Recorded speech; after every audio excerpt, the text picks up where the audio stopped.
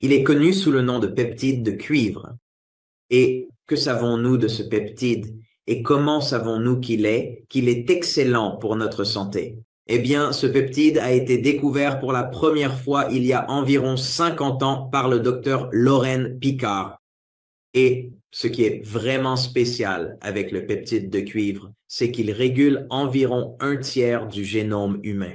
Il réinitialise donc environ un tiers de vos gènes vers un état plus jeune et plus sain. Et une partie de cette action consiste à provoquer l'activation des cellules souches. Et nous en reparlerons dans une minute. Une question importante est donc, comment savons-nous que le X39 augmente le peptide de cuivre? Eh bien, nous avons réalisé environ 12 études, dont plusieurs analyses de sang et d'urine.